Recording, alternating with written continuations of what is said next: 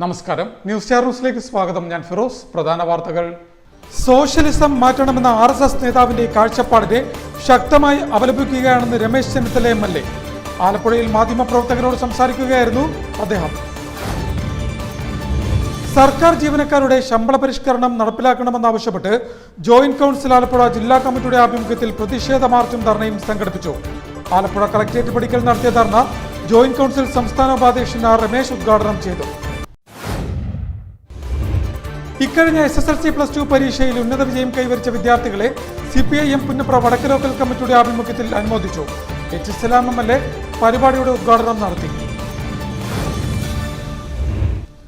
ജന്മദിനം കേക്ക് മുറിച്ച് ആഘോഷിക്കാതെ വീടിനടുത്തുള്ള അംഗനവാടിക്ക് ഗ്യാസ് സ്റ്റവും കുട്ടികൾക്കുള്ള പായടക്കം വാങ്ങി നൽകി മാതൃക തീർത്ത അഞ്ജന ജീവൻ എന്ന ഫാഷൻ ഡിസൈനിംഗ് വിദ്യാർത്ഥിനി രംഗത്ത്. ശമ്പള പരിഷ്കരണം ആവശ്യപ്പെട്ട് NGO സംഘ് ആലപ്പുഴ ജില്ലാ കമ്മിറ്റിയുടെ ആഭിമുഖ്യത്തിൽ സംഘടിപ്പിച്ച കളക്ടറേറ്റ് ധർണ NGO സംഘ് സംസ്ഥാന ഉപാധ്യക്ഷ P ആര്യ ഉദ്ഘാടനം ചെയ്തു. വാർത്തകൾ വിശദമായി. സോഷ്യലിസം മാറ്റണമെന്ന RSS നേതാവിന്റെ കാഴ്ചപ്പാടിനെ ശക്തമായി അപലപിക്കുകയാണെന്ന് രമേശ് ചെന്നിത്തല MLA അഭിപ്രായപ്പെട്ടു. സോഷ്യലിസം മാറ്റണമെന്ന RSS നേതാവിന്റെ കാഴ്ചപ്പാടിനെ ശക്തമായി അപലപിക്കുകയാണെന്ന് രമേശ് ചെന്നിത്തല MLA പറഞ്ഞു. മാധ്യമപ്രവർത്തകരോട് സംസാരിക്കുകയായിരുന്നു അദ്ദേഹം. ഈ രാജ്യം മതേതര രാജ്യമാണ്. സോഷ്യലിസമാണ് നമ്മുടെ ലക്ഷ്യം. മതേതര രാജ്യമായ ഭാരതത്തെ തകർക്കാനും സോഷ്യലിസത്തിലേക്കുള്ള നമ്മുടെ പ്രയാണത്തെ ഇല്ലാതാക്കാനും നടത്തുന്ന ശ്രമങ്ങളെ ഒരിക്കലും ജനങ്ങൾ അംഗീകരിക്കില്ല എന്നും അതിനെതിരെ ശക്തമായ നിലപാട് കോൺഗ്രസ് പാർട്ടി ദേശീയ തലത്തിലും സംസ്ഥാന തലത്തിലും സ്വീകരിക്കുമെന്നും രമേശ് ചെന്നിത്തല കൂട്ടിച്ചേർത്തു. സോഷ്യലിസവും മാറ്റണമെന്നുള്ള RSS നേതാവിന്റെ പ്രസംഗം ഞാൻ ശക്തമായി അപലപിക്കുകയാണ്. ഈ രാജ്യം മതേതര രാജ്യമാണ്. സോഷ്യലിസമാണ് നമ്മുടെ ലക്ഷ്യം. അതിലേക്ക് അടുക്കാൻ ഇന്ത്യൻ ജനത തയ്യാറായ കാലഘട്ടമാണ് കഴിഞ്ഞ 7 പതിറ്റാണ്ട് കാലം. ഇപ്പോൾ RSSന് ഇങ്ങനെ ബോധോദയമുണ്ടായത് എന്തുകൊണ്ട്? ഗോൾവർക്കർ പറഞ്ഞ കാര്യങ്ങളൊക്കെ പഴകിപ്പോയതാണ്. ഇപ്പോൾ മതേതര രാജ്യമായ ഭാരതത്തെ തകർക്കാനും സോഷ്യലിസത്തിലേക്കുള്ള നമ്മുടെ പ്രയാണത്തെ ഇല്ലാതാക്കാനും നടത്തുന്ന ശ്രമങ്ങളെ ഒരിക്കലും അംഗീകരിക്കില്ല. അതിനെതിരെ ശക്തമായ നിലപാട് കോൺഗ്രസ് പാർട്ടിയും അത് ദേശീയ തലത്തിലും സംസ്ഥാന തലത്തിലും സ്വീകരിക്കും എന്ന് പറയാൻ ഞാൻ. സർക്കാർ ജീവനക്കാരുടെ ശമ്പള പരിഷ്കരണം നടപ്പിലാക്കണമെന്നാവശ്യപ്പെട്ട് ജോയിന്റ് കൗൺസിൽ ആലപ്പുഴ ജില്ലാ കമ്മിറ്റിയുടെ ആഭിമുഖ്യത്തിൽ പ്രതിഷേധ മാർച്ചും ധർണയും സംഘടിപ്പിച്ചു. ആലപ്പുഴ കളക്ടറേറ്റ് പടിക്കൽ നടത്തിയ ധർണ ജോയിന്റ് കൗൺസിൽ സംസ്ഥാന ഉപാധ്യക്ഷൻ R രമേശ് ഉദ്ഘാടനം ചെയ്തു.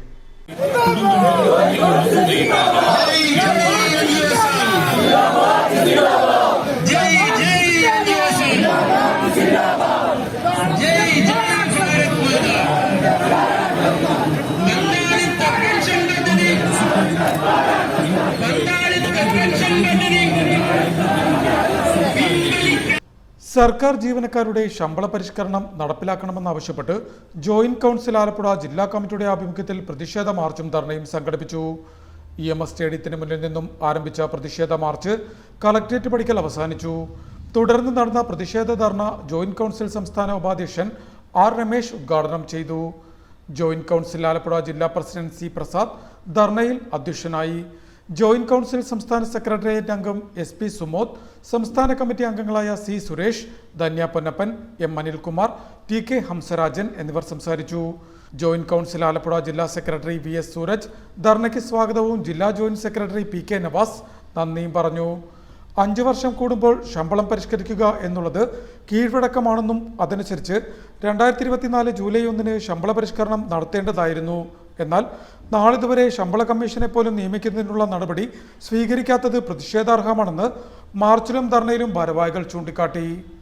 അവന്റെ മനസ്സിലെ തീയണയാത്ത തരത്തിലുള്ള തീയിലാണ് കേരളത്തിലെ സർക്കാർ ജീവനക്കാരൻ സർക്കാർ ഓഫീസിലേക്ക് ഇപ്പോൾ വരുന്നത് എന്നതാണ് യാഥാർത്ഥ്യം.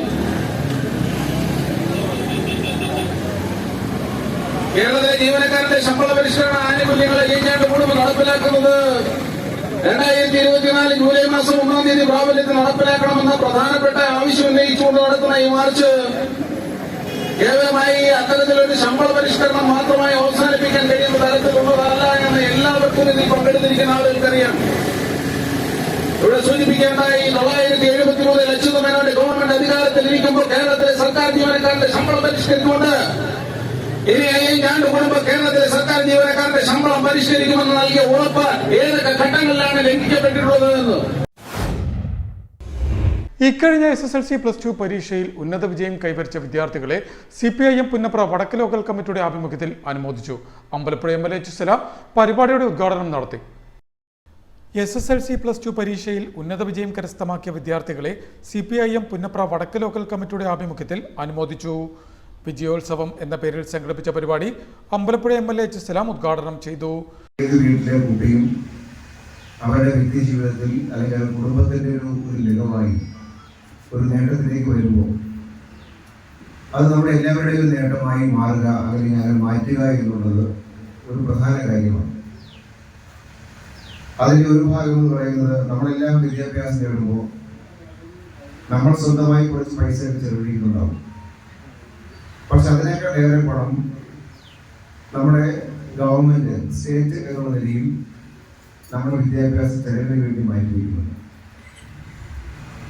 അപ്പോൾ ഒരാൾ ഏത് നിലയിലുള്ള വിദ്യാഭ്യാസം കരസ്ഥമാക്കി മടങ്ങിയെത്തിയാലും ഒരു നിശ്ചിതമായ ഫീസ് ചിലപ്പോൾ ഹയർ സ്റ്റഡീസിന് ഭാഗമായിട്ട് കാണും.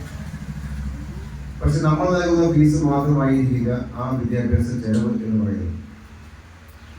ഇപ്പോൾ എയ്ഡഡ് സ്കൂളിലെ അധ്യാപകരുടെ ശമ്പളം കൊടുക്കുന്നത് ഗവൺമെന്റാണ് ശമ്പളം കൊടുക്കുക. സർക്കാർ സ്കൂളിലെ കുട്ടികൾക്ക് മാത്രമല്ല, അല്ലെ അധ്യാപകർക്ക് മാത്രമല്ല കൂടുതലുണ്ട്. അങ്ങനെ സ്കൂൾ വിദ്യാഭ്യാസം മുതൽ മേലേക്ക് ഏത് വിദ്യാഭ്യാസം നോക്കിയാൽ കാണാൻ പറ്റും. ആയിരക്കണക്കിന് കോടി രൂപയാണ് കേരളത്തിലെ വിദ്യാഭ്യാസത്തിനായി നമ്മൾ ചെലവഴിക്കപ്പെടുന്നത്. അത് ഈ നാട്ടിൽ ജീവിക്കുന്ന എല്ലാ മനുഷ്യരും നൽകുന്ന നികുതി പണം ഉപയോഗിച്ചാണ് നമ്മുടെ ഒരു വിദ്യാഭ്യാസ സിസ്റ്റം നോക്കിയാൽ ചെലവഴിക്കപ്പെടുന്നത്. അങ്ങനെയാണ് ആരോഗ്യ മേഖല നോക്കിയാൽ ചെലവഴിക്കപ്പെടുന്ന പൈസ അങ്ങനെയാണ്. ഗവൺമെന്റ് എന്ന നിലയ്ക്ക് ചെലവഴിക്കപ്പെടുന്ന ഏത് ഗവൺമെന്റ് ആണെങ്കിലും അങ്ങനെ സമാഹരിക്കപ്പെടുന്ന നികുതി പണമാണ് ഇതെല്ലാം ചെലവഴിക്കപ്പെടുന്നത്. അങ്ങനെയാണ് ഞാൻ പറയുന്നത്. നമ്മൾ കേരളത്തിലാണ് ഇതുപോലെ മികച്ച വിദ്യാഭ്യാസ സംവിധാനമുള്ളത്. അതിന് ചരിത്രപരമായി കാരണം സ്വാഭാവികമായിട്ട് കേരളത്തിലുണ്ട്. നമ്മുടെ കേരളത്തിലാണ് സൗജന്യവും സാർവത്രികവുമായ വിദ്യാഭ്യാസ ക്രമം രൂപപ്പെട്ടത് ഈ കേരളത്തിലാണ്. ലോക്കൽ കമ്മിറ്റി ഓഫീസ് അങ്കണത്തിൽ നടത്തിയ പരിപാടിയിൽ CITU area secretary J. Jayakumar അധ്യക്ഷത വഹിച്ചു. DYFI കേന്ദ്ര കമ്മിറ്റി അംഗം അഡ്വക്കേറ്റ് R. രാഹുൽ, ജില്ലാ പഞ്ചായത്ത് അംഗം Geetha Babu, panchayat vice president AP Saritha, DYFI block president A. Arunlal എന്നിവർ അനുമോദന ചടങ്ങിൽ സംബന്ധിച്ചു. Local committee secretary R. Ashok Kumar ചടങ്ങിന് സ്വാഗതം പറഞ്ഞു. തന്റെ ജന്മദിനം കേക്ക് മുറിച്ച് ആഘോഷിക്കാതെ വീടിനടുത്തുള്ള അംഗനവാടിക്ക് ഗ്യാസ് സ്റ്റവും കുട്ടികൾക്കുള്ള പായടക്കം വാങ്ങി നൽകി മാതൃകയായി അഞ്ജന ജീവൻ എന്ന ഫാഷൻ ഡിസൈനിംഗ് വിദ്യാർത്ഥിനി രംഗത്ത്. ന്യൂസ് സ്റ്റാർ ന്യൂസ് തയ്യാറാക്കിയ പ്രത്യേക റിപ്പോർട്ടിലേക്ക്. സാധാരണ വീടുകളിൽ കേക്ക് മുറിച്ചും മധുരം വിളമ്പിയും ആഘോഷിക്കുന്ന ജന്മദിനാഘോഷ ചടങ്ങിൽ നിന്നും വ്യത്യസ്തമായി തന്റെ വീടിന് സമീപമുള്ള അംഗനവാടിയിലെ കുരുന്നുകൾക്കായി പായും ഭക്ഷണം പാചകം ചെയ്യുന്നതിനായി പുതിയ ഗ്യാസ് സ്റ്റൗ അടക്കം വാങ്ങി നൽകിയാണ് ഫാഷൻ ഡിസൈനിംഗ് വിദ്യാർത്ഥി കൂടിയായ അഞ്ജന ജീവൻ ഇത്തവണ തന്റെ ജന്മദിനാഘോഷം വേറിട്ടതും മാതൃകാപരവുമാക്കി മാറ്റിയത്. പിതാവ് ജീവൻ കുമാറും മാതാവ് രമ്യ ജീവനുമൊത്ത് രാവിലെ തന്നെ ഏൻപുരം വാർഡിൽ വിളങ്ങൂർ 110 നമ്പർ അംഗനവാടിയിലെത്തിയാണ് തന്റെ ജന്മദിന സമ്മാനം അംഗനവാടിക്ക് അഞ്ജന ജീവൻ സമ്മാനിച്ചത്. അംഗനവാടി അധ്യാപിക NK കവിത, വാർഡ് കൗൺസിലർ R. സുമ എന്നിവർ ചേർന്ന് സ്നേഹസമ്മാനം ഏറ്റുവാങ്ങി. ജന്മദിനത്തിൽ കേവലം കേക്ക് മുറിച്ച് വീട്ടിൽ മാത്രം ആഘോഷിക്കുന്നതിന് പകരം അംഗനവാടിയിലെ കുരുന്നുകൾക്ക് എന്തു ചെയ്യാം എന്ന തോന്നലിൽ നിന്നാണ് ഇത്തരത്തിലൊരു പ്രവൃത്തി ചെയ്യാൻ കഴിഞ്ഞതെന്ന് അഞ്ജനയുടെ പിതാവ് ജീവൻ കുമാർ ന്യൂസ് സ്റ്റാർ ന്യൂസിനോട് പറഞ്ഞു.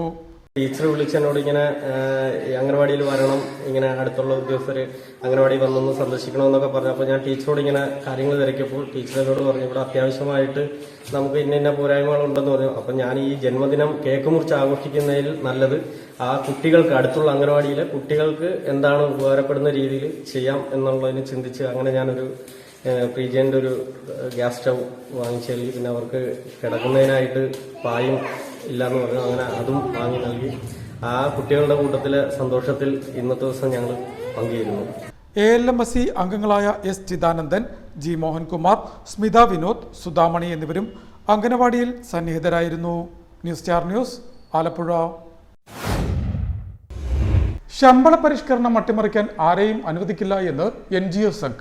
ശമ്പള പരിഷ്കരണം ആവശ്യപ്പെട്ട് NGO സംഘ് ആലപ്പുഴ ജില്ലാ കമ്മിറ്റിയുടെ ആഭിമുഖ്യത്തിൽ പ്രതിഷേധ ധർണയും സംഘടിപ്പിച്ചു. സർക്കാർ ജീവനക്കാരുടെ അവകാശങ്ങൾ ഓരോന്നായി അട്ടിമറിക്കുന്ന ഇടതു സർക്കാർ ശമ്പള പരിഷ്കരണവും അട്ടിമറിക്കാനാണ് ശ്രമിക്കുന്നതെങ്കിൽ ശക്തമായ പ്രതിഷേധം നേരിടേണ്ടി വരുമെന്ന് NGO സംഘ് സംസ്ഥാന വൈസ് പ്രസിഡന്റ് P. ആര്യ അഭിപ്രായപ്പെട്ടു. ശമ്പള പരിഷ്കരണം നടപ്പാക്കാത്തതിൽ പ്രതിഷേധിച്ച് NGO സംഘ് ആലപ്പുഴ ജില്ലാ കമ്മിറ്റിയുടെ ആഭിമുഖ്യത്തിൽ ആലപ്പുഴ കളക്ടറേറ്റ് പടിക്കൽ സംഘടിപ്പിച്ച ഉപവാസ സമരം ഉദ്ഘാടനം ചെയ്ത് സംസാരിക്കുകയായിരുന്നു അവർ. 2024 ജൂലൈ മാസം മുതൽ നമുക്ക് അനുവദിച്ച് നൽകേണ്ടിയിരുന്ന ശമ്പള പരിഷ്കരണം 2025 ജൂലൈ മാസം 1-ാം തീയതിയായിട്ടും നാളിതുവരെയായിട്ട് കേരള സർക്കാർ യാതൊരുവിധ പ്രാരംഭ നടപടിയും ആരംഭിച്ചിട്ടില്ല. നമുക്കറിയാം, സർക്കാർ ജീവനക്കാരനെ സംബന്ധിച്ചിടത്തോളം ഉപ്പിനും മുളകിനും പാലിനും പഞ്ചസാരയ്ക്കും എല്ലാം വില കൂടിയ ഈ ഒരു കാലഘട്ടത്തിൽ ജീവനക്കാരൻ ഓരോ മാസവും തള്ളി നീക്കാൻ വേണ്ടിയിട്ട് വളരെയധികം കഷ്ടപ്പെടുകയാണ്. IAS IPS ഉദ്യോഗസ്ഥരും ജുഡീഷ്യൽ ഓഫീസേഴ്സിനും എല്ലാം കാലാകാലങ്ങളിൽ സർക്കാർ നൽകുന്ന ആനുകൂല്യങ്ങളെല്ലാം നൽകിക്കൊണ്ടിരിക്കുമ്പോഴും ജീവനക്കാർക്ക് നൽകേണ്ട DA കുടിശ്ശിക അനുവദിച്ചിട്ടില്ല. താഴ്ന്ന തട്ടിലുള്ള ജീവനക്കാർക്ക് നൽകേണ്ട ശമ്പള പരിഷ്കരണ കുടിശ്ശിക അനുവദിച്ചിട്ടില്ല. മെഡിസിപ്പ് ആനുകൂല്യം എന്ന് പറയുന്നത് സർക്കാർ വിഹിതം ഉൾപ്പെടുത്താതെ ആകെ ഒരു തകരാറിലായ ഒരു അവസ്ഥയിലാണ്. ഈ ഒരു അവസ്ഥയിൽ സർക്കാർ അടിയന്തരമായിട്ട് ശമ്പള പരിഷ്കരണം നടപ്പിലാക്കിക്കൊണ്ട് ജീവനക്കാരനെ മെച്ചപ്പെട്ട ഒരു അവസ്ഥയിലേക്ക് ജീവിക്കാനുള്ള ഒരു സാഹചര്യം സൃഷ്ടിക്കണമെന്ന് കേരള NGO സംഘ് ആവശ്യപ്പെടുകയാണ്. 2024 ജൂലൈ 1-നാണ് ശമ്പള പരിഷ്കരണം നടപ്പാക്കേണ്ടിയിരുന്നത്.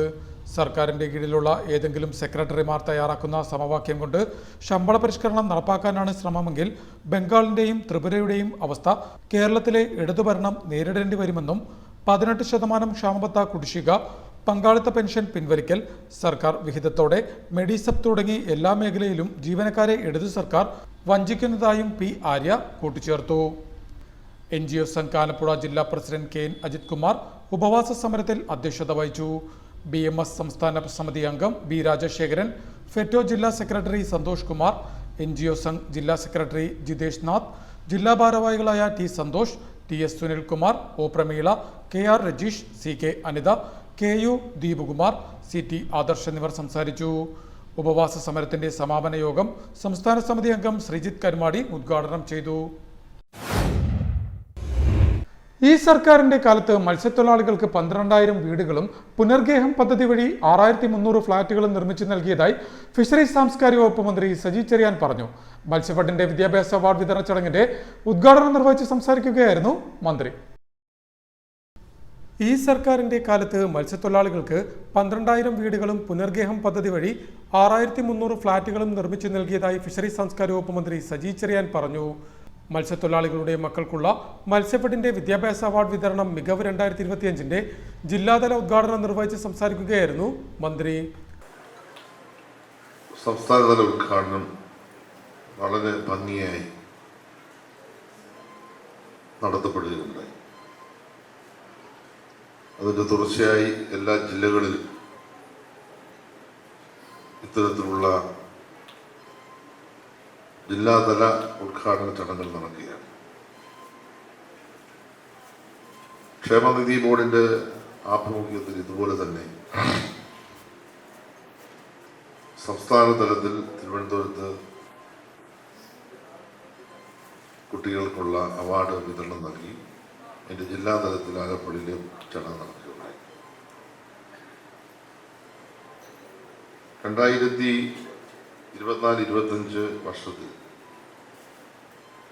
SSLC +2 പരീക്ഷകളിൽ 810 വിദ്യാർത്ഥികൾക്കാണ് മത്സ്യമേഖലയിൽ ഫുൾ A+ ലഭിച്ചത്. 623 SSLCയും 187 +2. ഈ അവാർഡ് 3,000 രൂപയുടെ ക്യാഷ് അവാർഡും മൊമെന്റോയും ആണ് ഇവിടെ ഇപ്പോൾ നൽകുന്നത്. ഏതാണ്ട് 24 ലക്ഷം രൂപ മത്സ്യത്തൊഴിലാളി കുഞ്ഞുങ്ങൾക്ക് ഇതിന്റെ പ്രോത്സാഹനമായിട്ട് നൽകുകയാണ്. 400 ഫ്ളാറ്റുകളുടെ താക്കോൽദാനം അടുത്തു തന്നെ മുഖ്യമന്ത്രി നിർവഹിക്കും. കടൽക്ഷോഭം ചെറുക്കുന്നതിന് ചെല്ലാനത്ത് 344 കോടി രൂപ മുടക്കി കടൽഭിത്തി നിർമ്മാണം സർക്കാർ പൂർത്തീകരിച്ചു. കേരളത്തിന്റെ കടലോര മേഖലകളെ പരമാവധി കടൽഭിത്തികൾ കെട്ടി സംരക്ഷിച്ചുകൊണ്ടിരിക്കുകയാണെന്നും മന്ത്രി കൂട്ടിച്ചേർത്തു. ആലപ്പുഴ ജവഹർ ബാലഭവൻ ഓഡിറ്റോറിയത്തിൽ സംഘടിപ്പിച്ച ചടങ്ങിൽ ജില്ലയിൽ നിന്നും SSLC പരീക്ഷയിൽ മുഴുവൻ വിഷയങ്ങൾക്കും A+ നേടിയ 124 വിദ്യാർത്ഥികൾക്കും +2 മുഴുവൻ വിഷയങ്ങൾക്കും A+ നേടിയ 31 വിദ്യാർത്ഥികൾക്കുമാണ് അവാർഡുകൾ വിതരണം ചെയ്തത്. H. സലാം MLA ചടങ്ങിൽ അധ്യക്ഷനായി. VR Ramesh endowment award PP Chittaranjan MLA വിതരണം ചെയ്തു. ജില്ലാ പഞ്ചായത്ത് പ്രസിഡന്റ് KG രാജേശ്വരി മുഖ്യാതിഥിയായി. നഗരസഭാ സ്ഥിരം സമിതി അധ്യക്ഷ AS Kavitha, Matsyafed chairman T Manoharan, Matsyafed managing director doctor P Sahadevan, ജില്ലാ മാനേജർ B ഷാനവാസ്, മത്സ്യത്തൊഴിലാളി ക്ഷേമനിധി board regional executive PR Kunjachan, കടാശ്വാസ കമ്മീഷൻ അംഗം C ഷാംജി, മത്സ്യഫെഡ് ഭരണസമിതി അംഗം PS ബാബു, മറ്റു ജനപ്രതിനിധികൾ, ഉദ്യോഗസ്ഥർ, രാഷ്ട്രീയ പാർട്ടി പ്രതിനിധികൾ തുടങ്ങിയവർ ചടങ്ങിൽ സംബന്ധിച്ചു. പ്രധാന വാർത്തകൾ ഒരിക്കൽ കൂടി. സോഷ്യലിസം മാറ്റണമെന്ന RSS നേതാവിന്റെ കാഴ്ചപ്പാടിനെ ശക്തമായി അപലപിക്കുകയാണെന്ന് രമേശ് ചെന്നിത്തല MLA.